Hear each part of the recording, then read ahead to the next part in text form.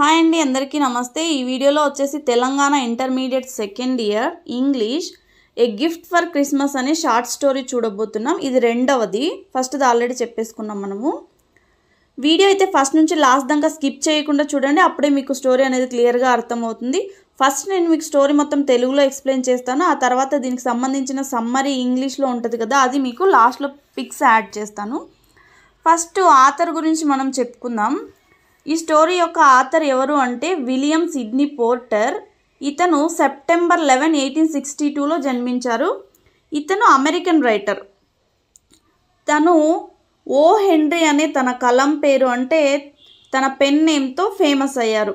ఇతను రచించిన ఇంకా కొన్ని రచనలు ఏంటి అంటే the gift of the Magi, the duplicity of Hargraves and the ransom of Red Chief, ఇలా ఇంకా కొన్ని రచనలు ఉన్నాయి. ఈ ఆథర్ తన స్టోరీస్కి ఇంకా ఏ విధంగా ఫేమస్ అంటే తన న్యాచురలిస్టిక్ అబ్జర్వేషన్స్కి, అలాగే విటీ నేరేషన్స్, అలాగే ఇతని రచనల్లో సర్ప్రైజ్ ఎండింగ్స్ ఉంటాయన్నమాట, అంటే ఊహించని విధంగా ట్విస్ట్లు. ఓ హెన్రీ అవార్డ్ అనే ఇతని పేరు మీద ఓ హెన్రీ అవార్డ్ అనే యాన్యువల్ ప్రైజ్ కూడా ప్రజెంట్ చేయడం జరుగుతుంది. ఇప్పుడు స్టోరీ చూసుకున్నట్లయితే ఏ గిఫ్ట్ ఫర్ క్రిస్మస్ అనేది ఒక ఇద్దరు యువ జంట, అంటే కొత్తగా పెళ్ళైన జంట గురించి story. A gift for Christmas అనే షార్ట్ స్టోరీ ఫస్ట్ 1905లో పబ్లిష్ అయ్యింది. ఇది కొత్తగా పెళ్ళైన ఒక జంట గురించి స్టోరీ అని చెప్పుకున్నాం కదా. వాళ్ళ పేర్లు ఏంటి అంటే జిమ్, అలాగే డెల్లా డిల్లింగ్హమ్. వాళ్ళు ఒక చిన్న అపార్ట్మెంట్లో నివసిస్తూ ఉంటారు. డెల్ అనే వ్యక్తి 22 years ఓల్డ్, సన్నగా ఉంటారు. అతనికి తన భార్యను పోషించే అంత ఆదాయం కూడా ఉండదు. అలాగే తన భార్య యొక్క రోజువారీ కోరికలను తీర్చడానికి కూడా చాలా కష్టపడుతూ ఉంటాడు. అలాగే అతను చాలా సమయపాలన కలిగిన వ్యక్తి, ఎప్పుడూ తన గడియారం వైపు చూస్తూ ఉంటాడు.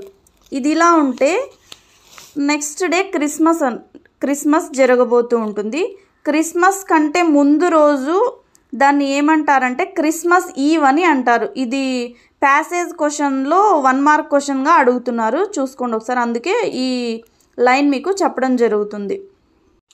ఈ భార్యాభర్తలు ఇద్దరు క్రిస్మస్ సందర్భంగా ఏం గిఫ్ట్లు ఇచ్చుకుందామని ఆలోచిస్తూ ఉంటారు.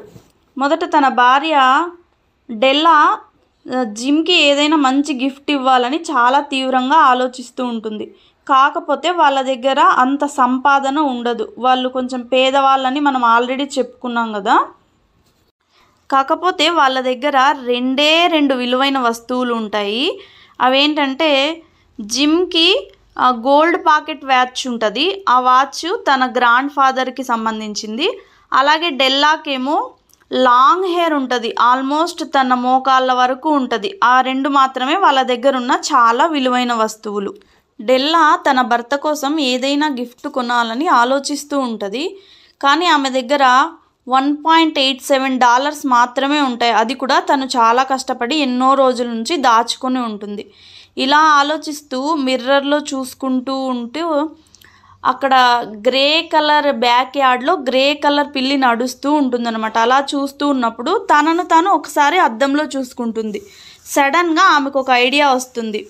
తన పొడవాటి జుట్టును అమ్మేద్దాము అని అనుకొని తన హెయిర్ని $20కి అమ్మేస్తుంది. ఆ డబ్బులతో తన జిమ్ కోసం ఒక ప్లాటినం చైన్ కొంటుంది. తన దగ్గర ఆల్రెడీ గోల్డ్ వాచ్ ఉంది కదా, దానికోసం ఆ చైన్ వచ్చేసి $21కి కొంటుంది. తను ఆ గిఫ్ట్ గురించి ఆలోచించుకుంటూ చాలా సంతోషంగా ఉంటుంది. ఆ ఇంకా ఎంతో అందాన్ని తెచ్చిపెడుతుంది అని అనుకుంటూ ఉంటుంది. అప్పుడు జిమ్ ఇంటికి వచ్చేస్తాడు తన వర్క్ నుంచి. అతను డెల్లా వైపు అలాగే తదేకంగా చూస్తూ ఉంటాడు. అప్పుడు డెల్లా అనుకుంటుంది, అంటే గాడ్కి ప్రే చేస్తుంది, అతను తన హెయిర్ కట్ అయి ఉండడాన్ని గమనించకూడదు, అసలు ఆ హెయిర్ యాబ్సెన్స్ అనేది తను గుర్తించకూడదు అని. అప్పుడు ఇంకా ఆమె చెప్పేస్తుంది, నేను ఈ ప్రెజెంట్ తీసుకోవడం కోసం నా జుట్టు అమ్మేశాను అని. దానికంటే ముందు జిమ్ తన ఓవర్ కోట్లో నుంచి ఒక ప్యాకేజ్ అనేది బయటికి తీస్తాడు. దాంట్లో ఒక ప్రెజెంట్ ఉంటుంది, అది డెల్లా కోసం. అదేంటి అంటే ఒక పెయిర్ ఆఫ్ కూమ్స్ అనమాట, డెకరేటివ్ హెయిర్ కూమ్స్. కాకపోతే అవి ఇంతకుముందు ఆమె డెల్లా ఇష్టపడి ఉంటుంది. ఇప్పుడు ఆ కూమ్స్ అనేది తనకి కంప్లీట్గా యూజ్లెస్. ఎందుకంటే ఆమె జుట్టు ఇప్పుడు కత్తిరించుకొని ఉంటుంది కాబట్టి అవి ఆమెకి యూజ్ అవ్వవు. ఆమె తన కన్నీళ్ళను దాచుకుంటూ అతనిచ్చిన గిఫ్ట్లు చూసి సంతోషపడుతూ ఉంటుంది. అతను చెప్తాడు, దీని గురించి మర్చిపో, ఈ క్రిస్మస్ ఈవ్ గురించి ఎలా ఎంజాయ్ చేయాలనేది ఆలోచించు. ఎందుకంటే మన ఇద్దరం ఒకరి గురించి ఒకరు ఆలోచించి నీకు ఇష్టమైనది నేను, నాకు ఇష్టమైనది నువ్వు కొనుక్కున్నామని చాలా సంతోషపడుతూ ఉంటారు. ఇక్కడ జిమ్ ఇంకా డెల్లా ఇద్దరు పేదవారు కావడం వలన వాళ్ళు ఉపయోగించలేని వస్తువులకు డబ్బును వృధా చేయలేరు. అయినప్పటికీ వారు పొందేది వాళ్ళు ఊహించలేదన్నమాట. ఒకరినొకరు ఎంతగా ప్రేమిస్తున్నారో మరియు ఒకరిని సంతోషపెట్టడానికి ఇంకొకరు ఏ విధంగా త్యాగం చేయడానికి సిద్ధపడ్డారనేది వారిని గుర్తు చేస్తే వాళ్ళ ప్రేమ అనేది చాలా విలువైనది అనేది అర్థమవుతుంది. ఈ విధంగా ఓ హెన్రీ తన కథలో ఊహించని ఎండింగ్ అనమాట. ఒకరి కోసం ఒకరు ఏది కొన్నారు అనేది తెలియకోకుండా ఒక సర్ప్రైజ్ లాగా తన ఎండింగ్ ఉంది. ఈ విధంగా ఈ కథ ముగుస్తుంది. కాకపోతే దీంట్లో ఏంటి అంటే అటెండ్ వీళ్ళ ప్రేమకి జనరాసిటీ అంటే దాతృత్వం కూడా జోడించబడింది. క్రిస్మస్ కోసం బహుమతి అనేది ఆ ఓ హెన్రీ రచించినటువంటి సాహిత్యంలో ఒక వ్యంగ్యానికి ఒక అద్భుతమైన ఉదాహరణ. అతను తన ఆశ్చర్యపరిచే ట్విస్ట్తో ఈ కథను ముగించారనమాట. ఈ విధంగా ఏ గిఫ్ట్ ఫర్ ఏ క్రిస్మస్ అనే కథలో నిజమైన ప్రేమను వివరిస్తున్నాడు ఓ హెన్రీ. ఈ విధంగా ఈ కథ అనేది ముగుస్తుంది. ఇప్పుడు నెక్స్ట్ మన వీడియోస్లో దీనికి సంబంధించిన షార్ట్ స్టోరీకి సంబంధించి ప్యాసేజ్లు ఉంటాయి కదా, ఒక 3 ప్యాసేజ్లు ఉన్నాయి.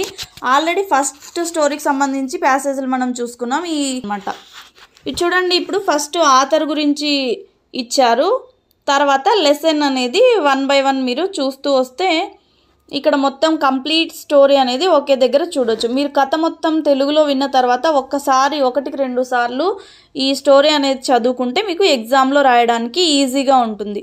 Thanks for watching Trilokya 6600. మా వీడియోస్ నచ్చినట్టయితే తప్పకుండా లైక్ చేయండి, షేర్ చేయండి. అలాగే ఇంకా ఏదైనా కావాలనుకుంటే తప్పకుండా కమెంట్ చేయండి. మేము వీడియోస్ చేయడానికైతే ట్రై చేస్తాం. మీరు ఇచ్చే ఒక చిన్న లైక్ మాకు నెక్స్ట్ వీడియోస్ చేయడానికి ఎంతో ఎంకరేజింగ్గా ఉంటుంది.